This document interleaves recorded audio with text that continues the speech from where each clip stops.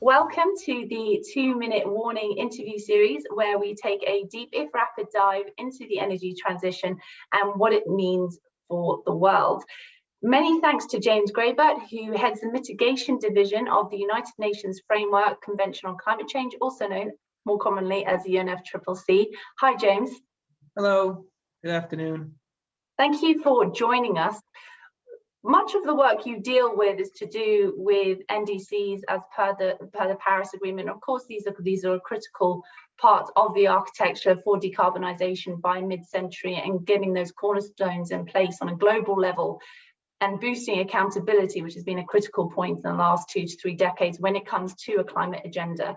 What would you say are the major challenges that we might face, especially this year, in terms of accelerating that decarbonisation journey and getting those NDCs on track?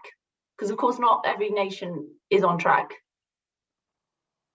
Okay, well, I mean, the Paris Agreement aims to limit the global warming to 1.5 degrees, as we know, and the agreement acknowledges that it will require peaking in emissions as soon as possible. Rapid reductions thereafter, in a global balance of emissions and removals in the second half of the century. So immediately recognizing the need to do things now already in the short term in order even to meet the longer term goal is something that's highly important. And in that essence, getting these NDCs updated and submitted is crucial, because they lay out the direction that governments are planning to take to achieve this, and they can be used as mechanisms for moving society and economy forward in such a way. Would you say those NDCs have provided a bit of a springboard for the net zero targets?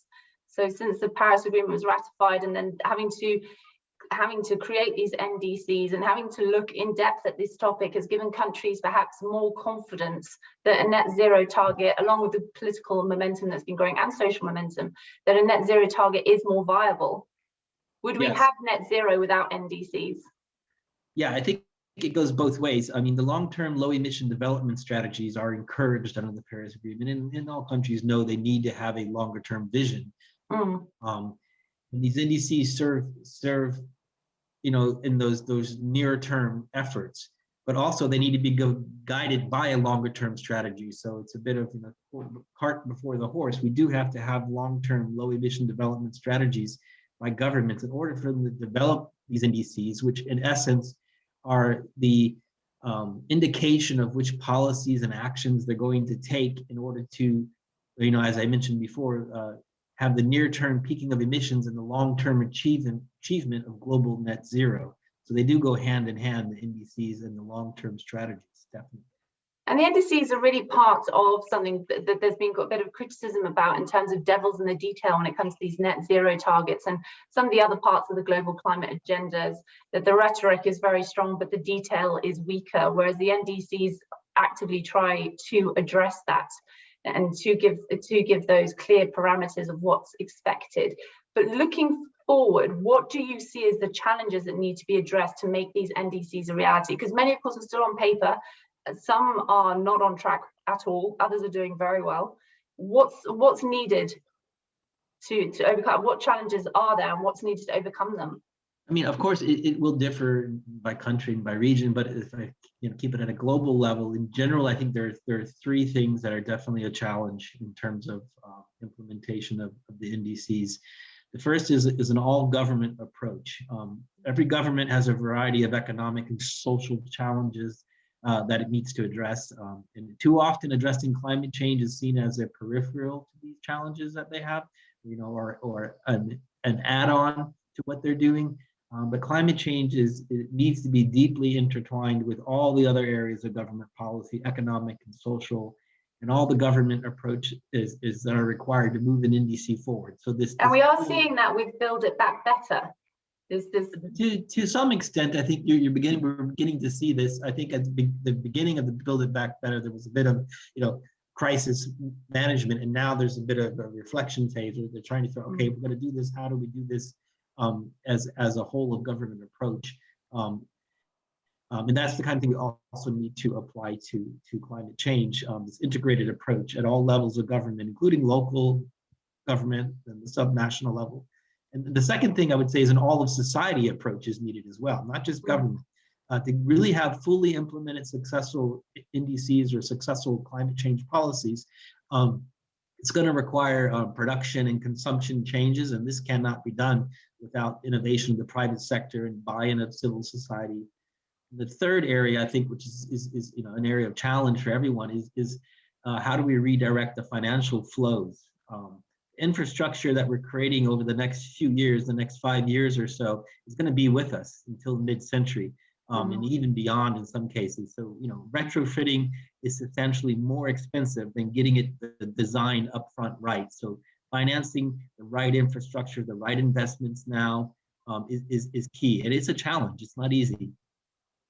And of course, we're seeing a lot of talk about plants of the future, which touches on that third point, and the need in some areas for digitization of those plants, and that being one route to try and reduce the emissions and to try and increase the efficiency, while of course still safeguarding the profitability, because the idea is not to run these energy companies of old into the ground. The idea is for them to evolve and to continue to support the energy security, which is of course the holy grail. So it's the end goal for us all. Do you think that enough is being done to ensure that there aren't as many stranded assets as there could be? Do you think that pace of change to ensure that existing infrastructure, which as you mentioned is voluminous, is evolving fast enough? Is the fear strong enough?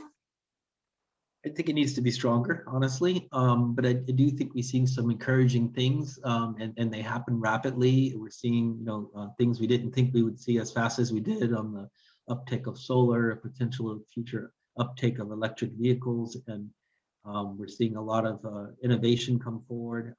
We're starting to see what we didn't see a few years ago in terms of how we might be able to, our industrial processes might be able to adjust in ways we didn't see.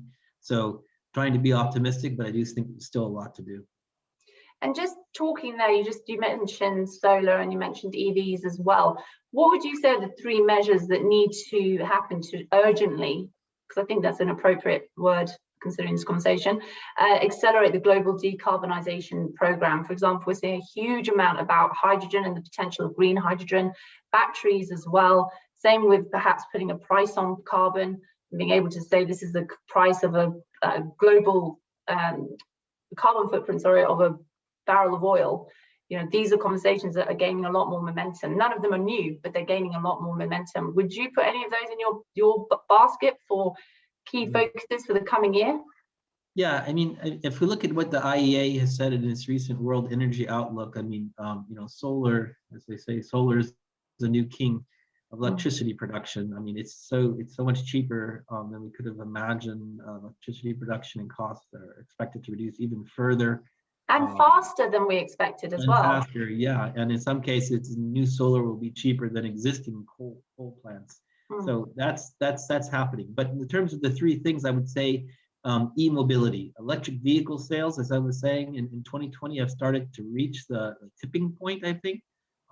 We will making future purchase of internal combustion engine vehicles is less likely than we ever would have thought. It's plummeting. The likelihood that it's plummeting fast. The large manufacturers are all moving in that direction. Certain European countries have already set dates of when they're no longer going to have a market for those vehicles. The UK said 2030 as well, so there's very clear policy support. Exactly. The other one is innovation in materials production. Like I was saying, we have pilot projects on alternative processes and energy sources, and steel and aluminum are demonstrating that we can do much more with much lower GHG materials, are very close to commercialization. And the NDC and long-term commitments are likely, I hope, to have a further drive and force the market to go towards that increasing pace. And the third area, I think, where there's, for the decarbonization is the circle of materials management. Many large material manufacturers are reimagining their roles as part of a circular ecosystem, with greater value addition being derived from reuse and repurposing of existing materials. Those are the three things I would say. But of course, one thing that's one of the things that's driving that, of course, is as we all start to realize we need to price the carbon or price the cost of climate change in essence. And so that's having an impact and driving some of these things. Because that's long been a theoretical idea, and as other carbon pricing mechanisms develop, such as the ETS and the Clean Air program as well, the different programs have developed over the last 10-15 years, but putting a global price on carbon, or even a strong regional accountable price on carbon, has long been elusive.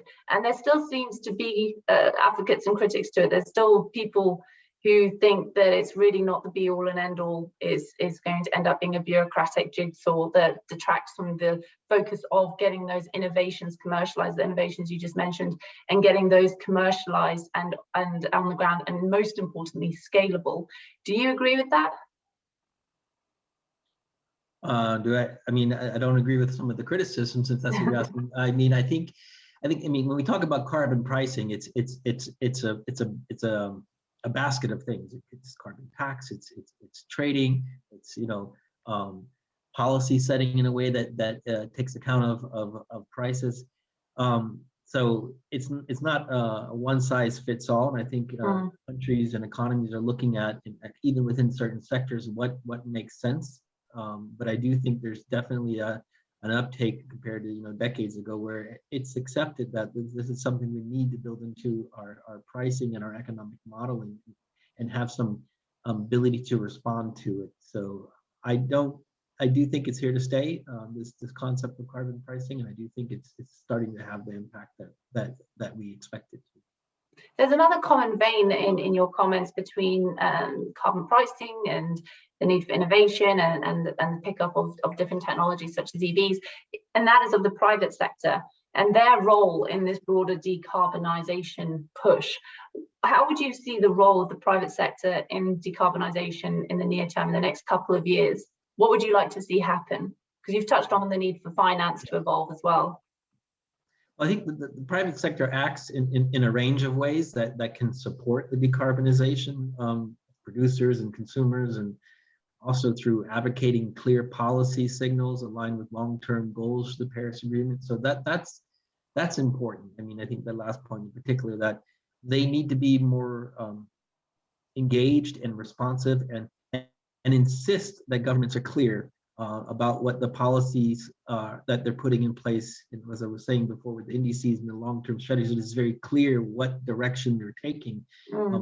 Definitely in the near term, but also in the longer term, because businesses in particular need to be able to understand their business model going forward, decades sometimes. And then ultimately, the private sector needs itself to continue to thrive, and it will thrive, I believe.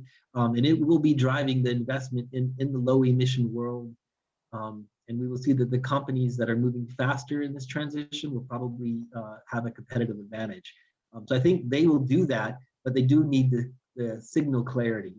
And so governments need to be as clear as possible. I know it's not easy, but to really have that dialogue with the private sector in terms of where things need to go, so they can ensure the finances flow in the right direction. It's a case of breaking this chicken and egg conversation between the two. James, thank you so much for joining us. I think we've all got a lot to chew on, and appreciate it, and hope to see you again soon.